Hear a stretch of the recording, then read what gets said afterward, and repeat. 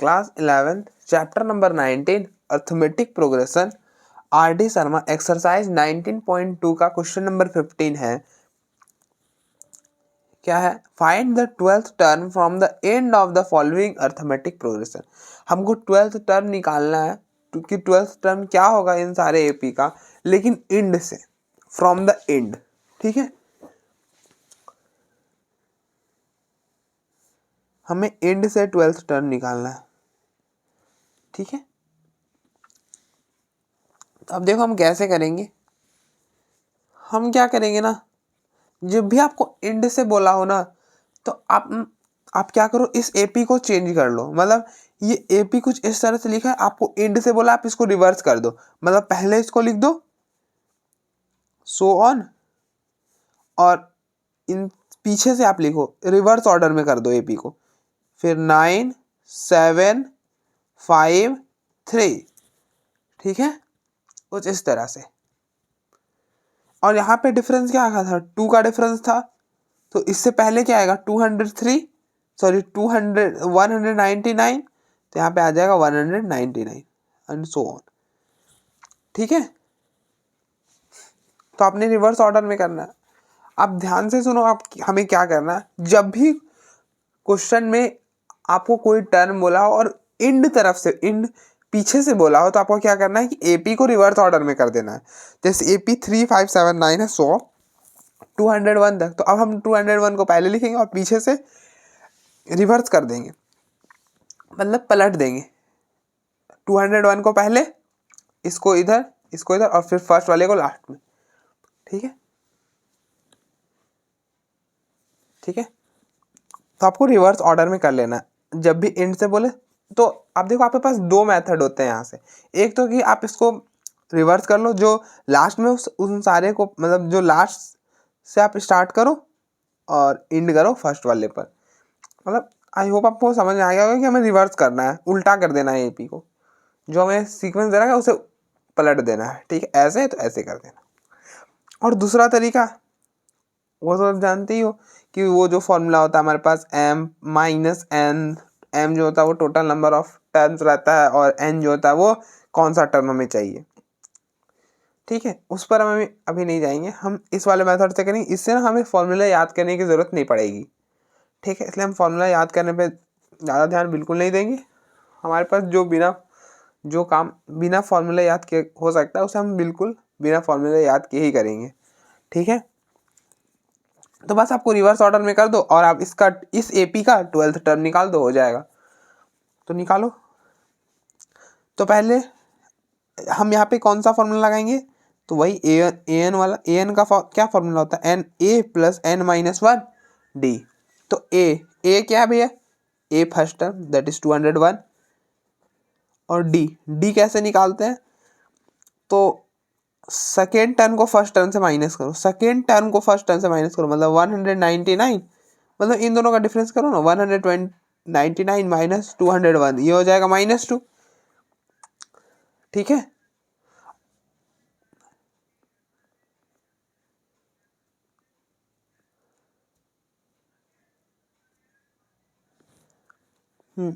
ठीक है, आपको निकालना है 12th टर्म। 12th टर्म का मतलब हमें A12 निकालना है। A12, तो मतलब यहाँ पे n क्या हो जाएगा? n यहाँ पे 12 हो जाएगा। तो A है 201 प्लस n माइनस 1, n है 12 माइनस 1, और d है -2। ठीक है, ये हो गया 201 प्लस ये हो गया 11, ये हो गया -2, तो ये हो गया 201, ये हो गया -22, विच इज इक्वल टू, ये कितना हो जाएगा? ये 179 हो जाएगा मेरे हिसाब से, बिल्कुल 179 हो जाएगा। तो यही हो जाएगा आपका 12th term from the end. ठीक है, तो 10। आप देखो ये जो 12th टर्म आया वो इस वाले सीक्वेंस के लिए आया है, मतलब इस वाले एपी के लिए आया है, लेकिन इसके लिए ना हमें पीछे से 12th टर्म निकालना। तो आप थोड़ा सा लिख देना कि 10 the 12th term from the end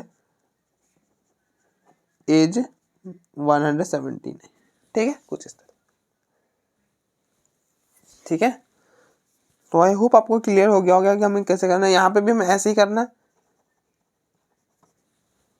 क्या करेंगे, जो एपी हमें हमें एंड से 12th टर्म निकालना, तो जो हमें एपी दे रखा है उसे हम रिवर्स कर देंगे, जो लास्ट में उसको पहले लिखेंगे। ये हो गया 253। अब देखो इनका डिफरेंस कितना है, 5 का डिफरेंस है ना, तो आप इसमें 5 को माइनस करो, आपको यह वाला टर्म मिल जाएगा, यहाँ वाला।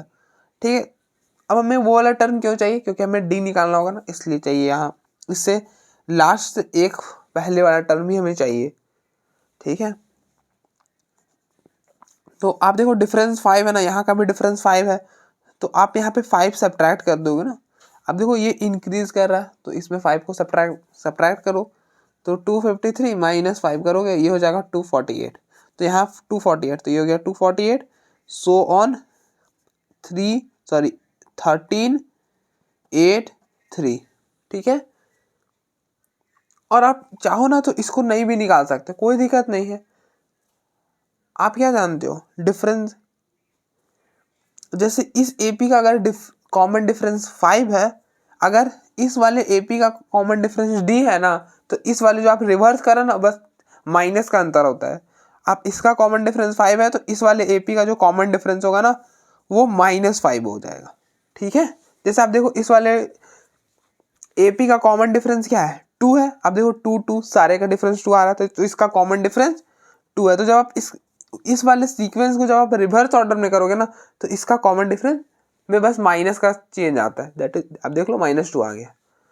ठीक है, तो यहाँ पे डी हो गया -5 और ए क्या है 253। तो आप सेम ये वाला फॉर्मूला लगा लो यहाँ पे ए एन का, तो A N which is equal to A plus N minus 1 D. आपको क्या निकालना है, आपको 12th टर्म निकालना है, तो A12, तो हो जाएगा A12। ए क्या है, ए है 253 प्लस एन है, आप कंपेयर कर लो, एन क्या 12 है, तो ये हो गया 12 माइनस 1, और डी है -5, तो ये हो गया 253 प्लस ये हो जाएगा 11 इंटू -5, तो ये हो गया 253 माइनस 55, तो ये हो गया 198। बिल्कुल सही, 198 हो जाएगा। तो आप देखो इस वाले एपी के लिए जो है वो 12th टर्म 198 है, लेकिन इस वाले एपी के लिए पीछे से 12th टर्म जो है वो 198 है लास्ट से। ठीक है,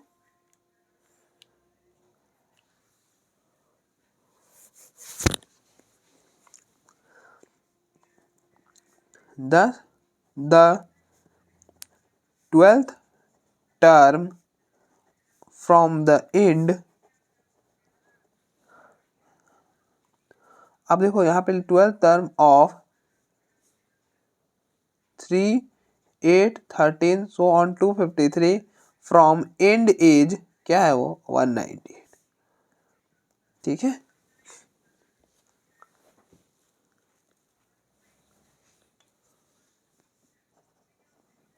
नेक्स्ट हमको यहाँ पे भी यही करना, तो आप इसको भी पलट दो, इस 88 को पहले, फिर सो ऑन, फिर 10, फिर 7, फिर 4 और 1। अब इस एपी का बताओ, इस एपी का कॉमन डिफरेंस क्या है, तो सेकेंड टर्म को फर्स्ट टर्म से माइनस करो, तो 4 माइनस 1 3 हो जाएगा, तो इसका कॉमन डिफरेंस 3 है।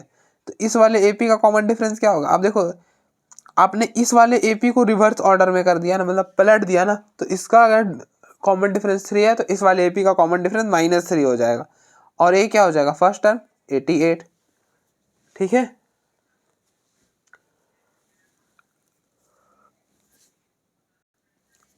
अब आप वापस से ए एन का फॉर्मूला लगा लो, तो ए एन का फॉर्मूला होता है A plus N minus 1 D, therefore, और आपको क्या चाहिए 12th टर्म एंड से, तो A12, तो ए है 88, एन क्या है आप कंपेयर किया एन 12 है, तो ये हो गया 12 माइनस 1, और डी है -3, तो ये हो गया 88 plus 12 minus 1 11, 11 into -3 88 minus 33, 88 minus 33 55। तो आप देख लो इस वाले एपी का 12th टर्म 55 है, लेकिन इस वाले एपी का क्या हो जाएगा 12th term from the end हो जाएगा। ठीक है,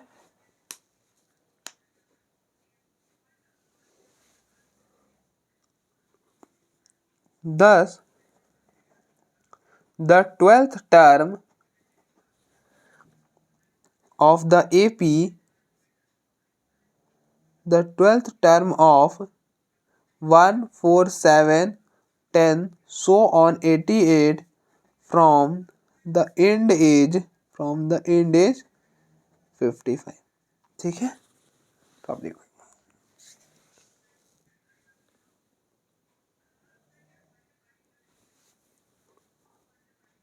नेक्स्ट क्वेश्चन नंबर 16 है the fourth term of an AP is 3 times the first and the seventh term exceeds twice the third term by 1. Find the first term and the common difference. ठीक है, तो हम आराम से, आप question पढ़ो एक बार फिर से। अब देखो पहले हम इस वाले यहां तक आते हैं। ठीक है, हमें क्या दे रखा है, the fourth term of an A P मतलब A4 इज मतलब इक्वल टू 3 टाइम्स मतलब 3 इंटू द फर्स्ट मतलब A1, ये कुछ दे रखा है। ठीक है, fourth term of an A P is 3 times the first term, fourth term A4 is मतलब इक्वल टू 3 टाइम्स मतलब 3 मल्टीप्लाई करना है किसमें, फर्स्ट टर्म। ठीक है, यहाँ तक तो ठीक है, यहाँ तक हमें कोई दिक्कत नहीं। फिर नेक्स्ट आगे पढ़ते हैं। द सेवेंथ टर्म, सेवेंथ मतलब A7, ठीक है, एक्सीड्स ट्वाइस। सेवेंथ टर्म क्या हो रहा है कि एक्सीड ट्वाइस। अब देखो सेवेंथ टर्म हमने लिख दिया और हम इक्वल टू लगा दिए, क्यों, क्योंकि सेवेंथ टर्म के बारे में बता रहा है। कुछ क्या बता रहा है कि सेवेंथ टर्म एक्सीड करता है मतलब बढ़ जाता है ट्वाइस द थर्ड टर्म।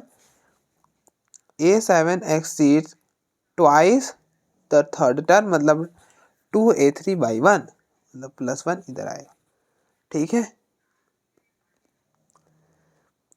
मतलब सेवेंथ टर्म जो है वो एक्सीड करता है twice the third term by 1 और 1 से भी। ठीक है,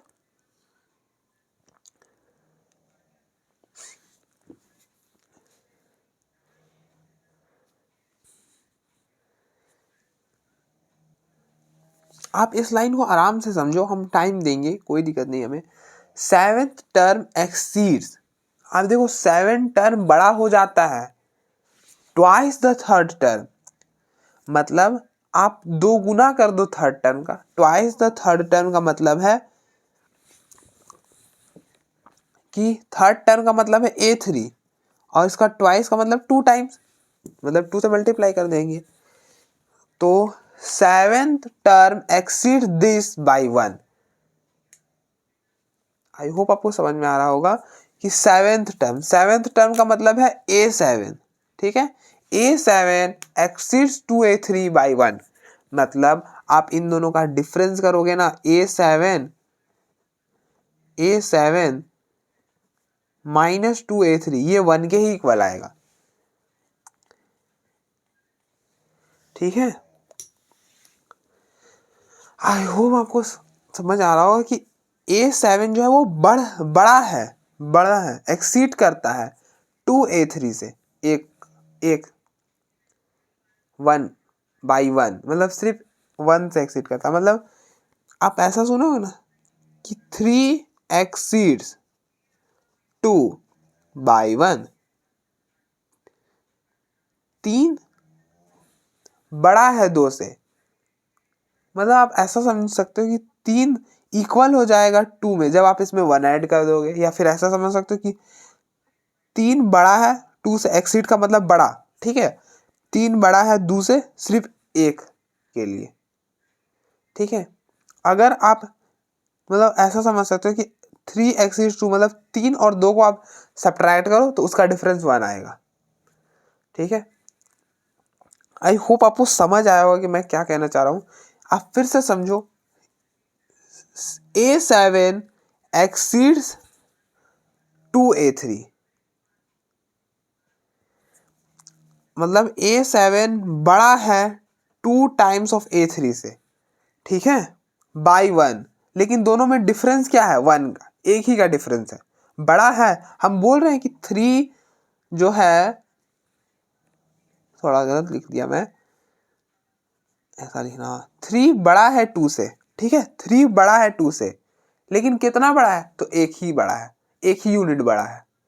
ठीक है, वही यहाँ पे कहना चाह रहे कि हाँ A7 एक्सीड बड़ा है 2 टाइम्स ऑफ, मतलब 2A3 से, A7 बड़ा है 2A3 से, लेकिन कितना, तो बाई 1, सिर्फ एक ही यूनिट बड़ा है। ठीक है, मतलब दोनों का डिफरेंस 1 आएगा। आई होप आपको अब क्लियर हो गया होगा।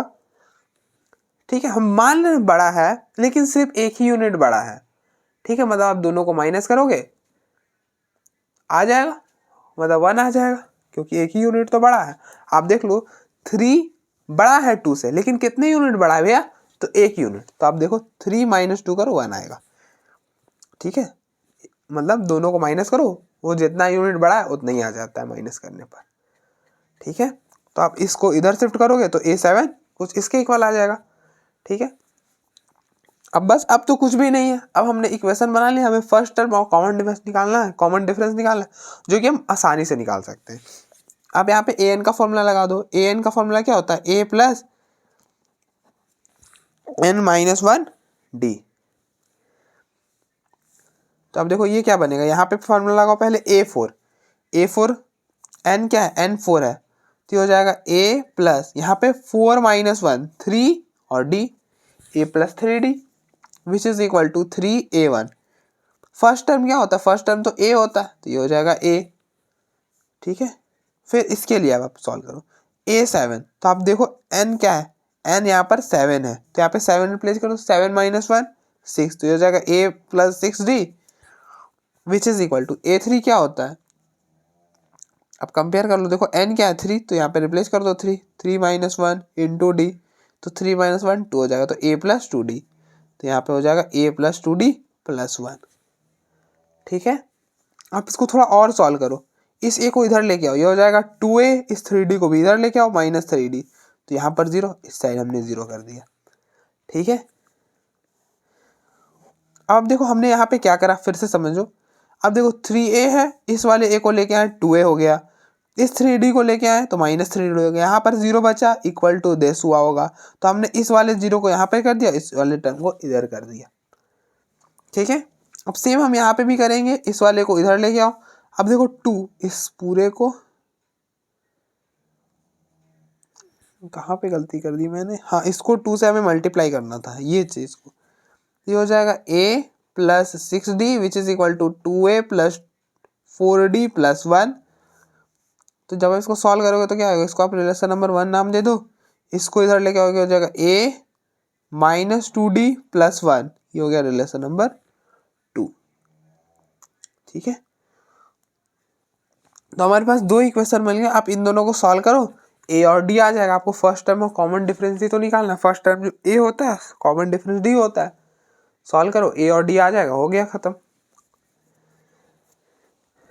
तो आप देखो ये हमारे पास फर्स्ट इक्वेशन है, तो आप क्या करो, नाउ इक्वेशन फर्स्ट, ठीक है इक्वेशन फर्स्ट को रहने दो, माइनस इक्वेशन 2 × 2। आप देखो इसको 2 से मल्टीप्लाई करोगे तो 2a हो जाएगा, और फिर दोनों को माइनस करोगे तो क्या होगा, 2a और 2a निकल लेगा, तो फिर d मिल जाएगा, तो ये हो गया 2a - 3d which is equal to 0। इस पूरे को 2 से मल्टीप्लाई करो, ये हो गया 2a, इसको 2 से करोगे -4d, इसको 2 से करोगे +2 विच इज इक्वल टू 0।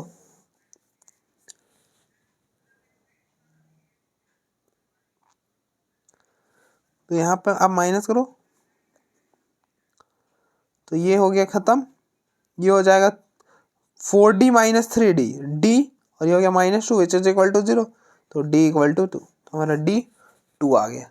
ठीक है, अब आप d को आप इन दोनों में से किसी में रख दो, a आ जाएगा, तो हम फर्स्ट वाले में लिख रहे हैं, फर्स्ट वाले में रख रहे हैं, तो putting d = 2 in 1, that is क्या है हमारे पास 1, 2a - 3d which is equal to 0 है, तो वी गेट 2a - 3d है 2 विच इज इक्वल टू 0, तो 2a 3 × 2 6 which is equal to 0, तो 2a which is equal to 6, तो आप 2 के टेबल से कैंसिल करोगे तो 3 बार में कैंसिल हो जाएगा, तो a which is equal to 3 हो जाएगा। ठीक है, तो आप देखो एक बार, क्वेश्चन अच्छा था ये।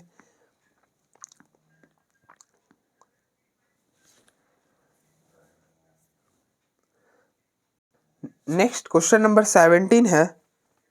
नेक्स्ट क्वेश्चन नंबर 17 क्या बोल रहा है कि फाइंड द सेकेंड टर्म हमें निकालना है and the nth term of an AP, और nth टर्म भी निकालना है whose six term is this and eighth term is, तो कुछ भी नहीं है। क्या बोल रहा है कि आपको सेकेंड टर्म निकालना है, nth टर्म निकालना है, जबकि आपको बस सिक्स टर्म और एट्थ टर्म दिया हुआ है। तो बस आप सॉल्व करो, खत्म हो जाएगा। देखो सिक्स टर्म मतलब A6, सिक्स टर्म का मतलब है A6, वो हमें 12 दे रखा है। एट्थ टर्म मतलब A8, वो हमें 22 दे रखा है। तो आप अब यहाँ पे फॉर्मूला लगा लो an का। an का क्या फॉर्मूला होता है? an का फॉर्मूला होता है a plus N minus one into d. ठीक है, ये होता है an का फॉर्मूला। यहाँ पे लगाओ, A6 है यहाँ पे, मतलब n यहाँ पे क्या है? 6 है, तो यहाँ पे 6 रिप्लेस करो तो ये हो जाएगा a plus 6 minus one into d which is equal to 12। 6 minus one 5 हो जाएगा, तो a plus 5d which is equal to 12। फिर यहाँ पर A8 है, तो n क्या है? यहाँ पे n 8 हो जाएगा, तो ये हो गया a प्लस n की जगह 8, तो 8 minus one into d which is equal to 22, तो हो जाएगा a plus 7d which is equal to 22। ये हो गया रिलेशन। इसको आप 1 नाम दे दो, इसको 2 दे दो। अब आप दोनों को सब्ट्रैक्ट करो, a और a कैंसल, d की वैल्यू आ जाएगी। अब आपको देखो सेकेंड टर्म निकालना ना, सेकेंड टर्म क्या होता है? A2 होता है, तो यहाँ पे भी आप an निकाल लगा लो। अब देखो यहाँ पे रुक जाओ थोड़ा देर। अब देखो हम ये चीज़ क्लियर करें कि हम a और d निकाल क्यों रहे हैं। ये तो रटने वाली बात हो जाएगी कि हम a और d निकाल रहे हैं, क्यों निकाल रहे हैं वो भी आप समझो। A2 आप यहाँ से आप कंपेयर कर लो, n क्या है? 2 है, तो 2 रिप्लेस करो तो a plus N minus one, मतलब 2 माइनस वन डी, मतलब 2 माइनस वन मतलब 1, तो a प्लस डी। तो A2 क्या हो जाएगा? A2 हो जाएगा a प्लस डी। तो A2 आप कब निकाल सकते हो? जब a और d हो आपके पास। a और d तो हमारे पास नहीं है, लेकिन ये दो इक्वेशन दे रखा था, इसकी मदद से हमने इन दोनों को सॉल्व करेंगे, a और d की वैल्यू निकालेंगे और यहाँ रिप्लेस कर देंगे, तो हमारा सेकेंड टर्म आ जाएगा। ठीक है,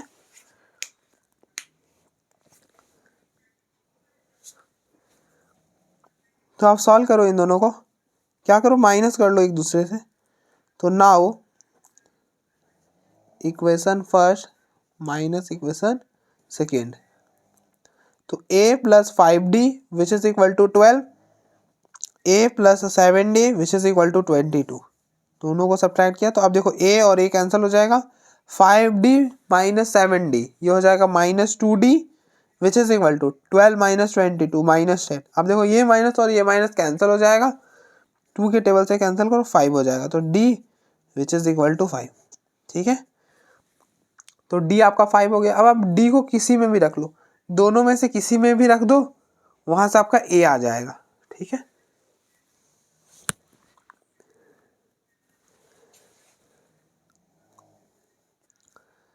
तो पुटिंग d इक्वल टू 5, हम 1 में रख रहे हैं ना, इन 1 वी गेट, तो हो जाएगा a plus 5 into 5 which is equal to 12। ये हो जाएगा a plus 25 which is equal to 12, तो ये हो जाएगा a which is equal to 12 minus 25। तो फाइनली क्या होगा हमारे पास? 12 माइनस 25 माइनस 13 हो जाएगा, तो a हो जाएगा हमारा माइनस 13। तो a हो गया माइनस 13 प्लस d है 5, तो माइनस 13 प्लस 5 ये हो गया माइनस 8। तो a सेकेंड टर्म हो गया minus 8, that is A2 which is equal to minus 8। अब देखो सेकेंड टर्म निकल गया, हमें nth टर्म भी निकालना है। तो nth टर्म के लिए भी क्या करना है? सेम फॉर्मूला लगाना है, और क्या, n की जगह n ही रहेगा क्योंकि nth टर्म बोल रहा है। तो an which is equal to a है आपका minus 13 plus n minus 1 d है 5। अब अंदर मल्टीप्लाई करो, तो ये हो गया अगेन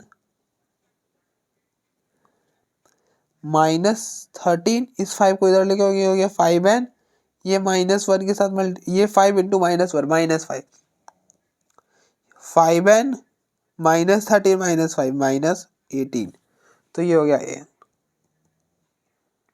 ठीक है, तो आप देखो एक बार,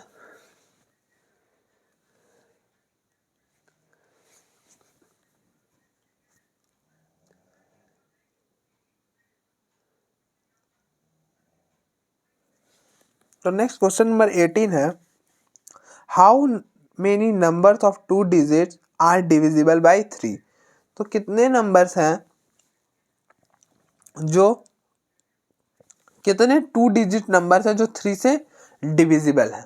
ठीक है, तो 2 डिजिट नंबर कहाँ से शुरू होता है, 10 से, और खत्म कहाँ पे होता है, 99 पर। ठीक है, आपको बताना है कि इसके बीच में कितने नंबर्स हैं जो 3 से डिविजिबल है। ठीक है, तो आपको कुछ नहीं करना, हम यहाँ पे एपी लगाएंगे, कन्फर्म है।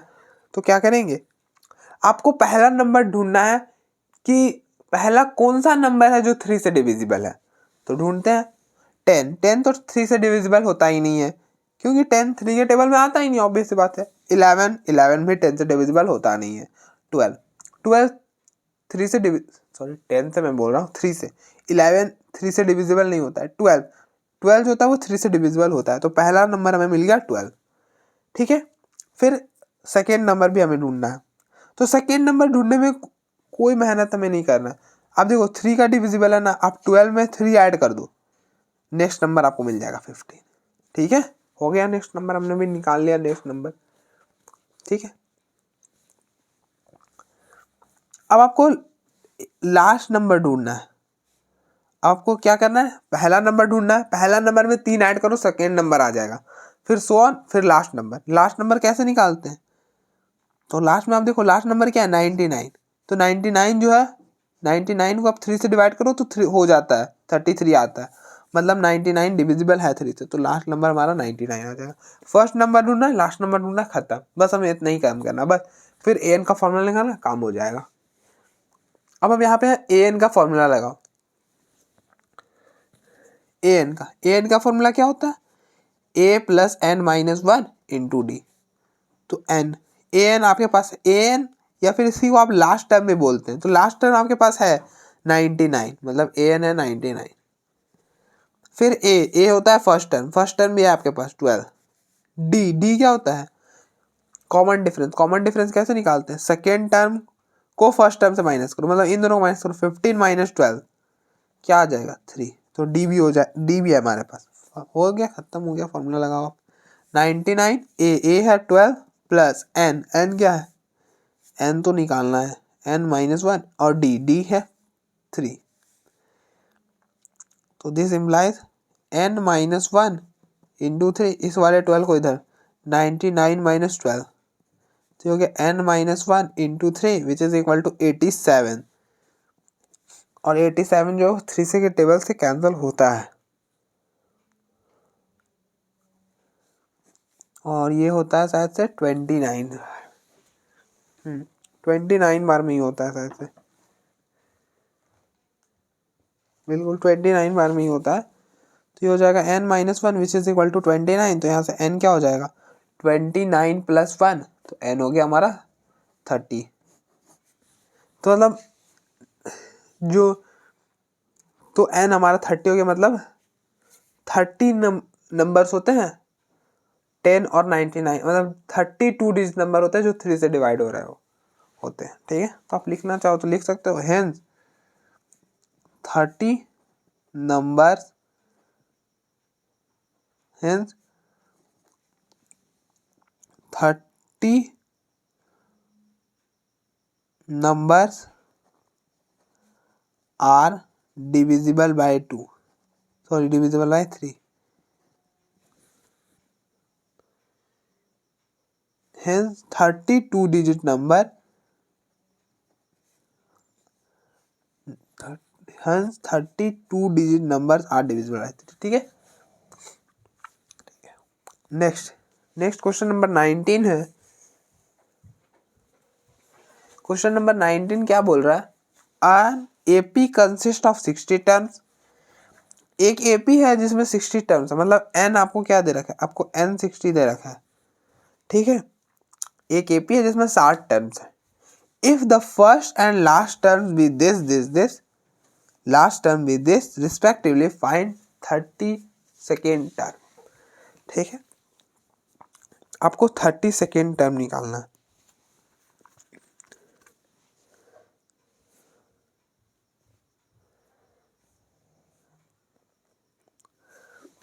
इफ द फर्स्ट टर्म मतलब A1 क्या है 7, और फर्स्ट टर्म को हम A भी बोलते हैं, तो हमारा A हमें 7 दे रखा है। तो बेसिकली हमें यहाँ से क्या मिला, A हमारा 7 है, ठीक है। और आपको निकालना क्या, आपको निकालना है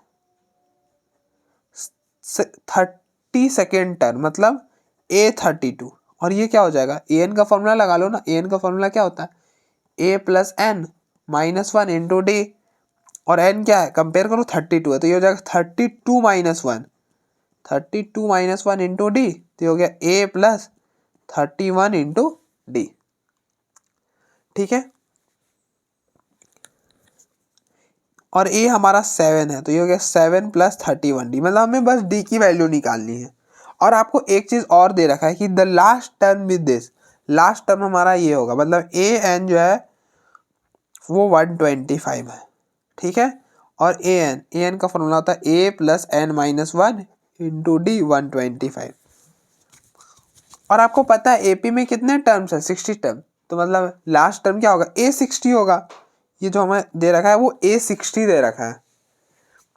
आई होप आपको क्लियर हो, क्योंकि एपी में कितने टर्म है, एपी कंसिस्ट 60 टर्म्स, मतलब 60 टर्म मतलब फर्स्ट टर्म, सेकेंड टर्म और लास्ट टर्म मतलब 60 टर्म, मतलब A60 आपको 125 दे रखा है। A है 7, ये हो जाएगा 60 minus 1 into d which is equal to 125। इस 7 को इधर, ये हो गया 59 इंटू डी, और ये हो गया 125 माइनस 7, तो 59 into d which is equal to, ये हो जाएगा 118 हो जाएगा, और 118। तो आप देखो ये जो है वो 2 दो बार में कैंसिल हो जाएगा, तो डी हमारा 2 हो जाएगा, तो डी हमारा 2 हो गया। डी को आप यहाँ पे रिप्लेस करो, A32 आ गया आपके पास। तो 7 प्लस 31 इंटू 2, तो ये हो गया 7 प्लस ये हो जाएगा 62, तो 62 प्लस 7 69 हो गया। A32 69 हो जाएगा, बिल्कुल। नेक्स्ट हम आगे बढ़ते हैं।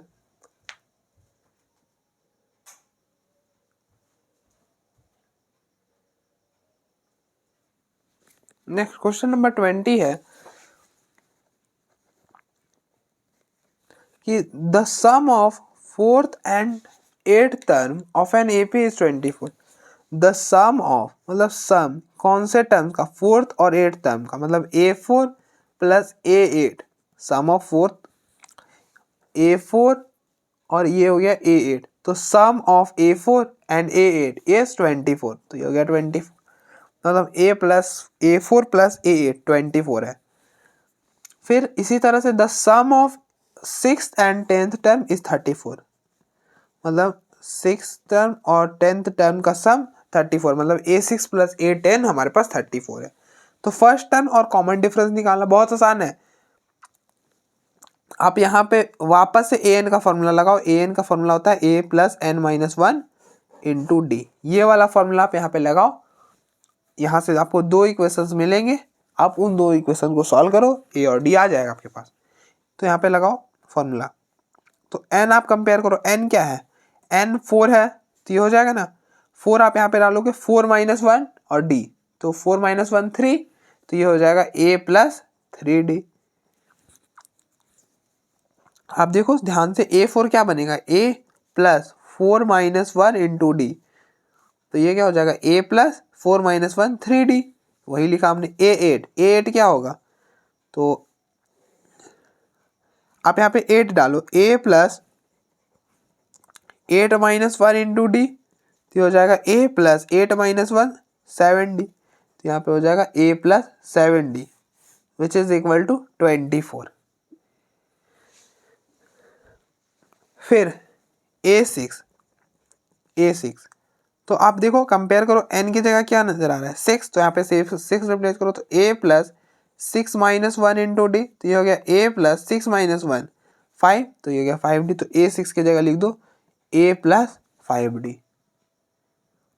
ठीक है, फिर नेक्स्ट इसी तरह से A10, तो आप n की जगह 10 रिप्लेस करोगे तो 10 माइनस 1 9 हो जाएगा, तो A10 क्या हो जाएगा a plus 9d which is equal to 34। अब आप देखो a plus a 2a, 3d plus 7d 10d which is equal to 24, a plus a 2a 5d plus 9d 14d which is equal to 34। ठीक है, अब आप देखो इसको relation number 1 नाम दे दो, इसको रिलेशन नंबर 2 नाम दे दो। अब आप दोनों को सब्ट्रैक्ट करो, क्या होगा 2a और 2a निकल लेगा, वहां से फिर हमें d की वैल्यू मिल जाएगी, d की मिल गई, हम फिर d की वैल्यू इन दोनों में से किसी में रखेंगे, a की वैल्यू हमें मिल जाएगी। ठीक है, तो now equation 1 subtract to equation 2, तो हो गया 2a plus 10d which is equal to 24, 2a plus 14d which is equal to 34, दोनों को हमने माइनस करा, ये और ये cancel, 10d minus 14d minus 4d which is equal to 24 minus 34 minus 10, ये माइनस और ये माइनस कैंसल, ये हो गया d which is equal to 10 upon में 4, इस 4 को इधर शिफ्ट किया हमने, ये हो गया 2 के टेबल से कैंसिल होगा 5 अपॉन 2, तो d हमारा क्या हो जाएगा 5 अपॉन 2, d हो जाएगा 5 अपॉन 2। अब आप इस d को इन दोनों में से किसी में भी रख लो, आपको a मिल जाएगा।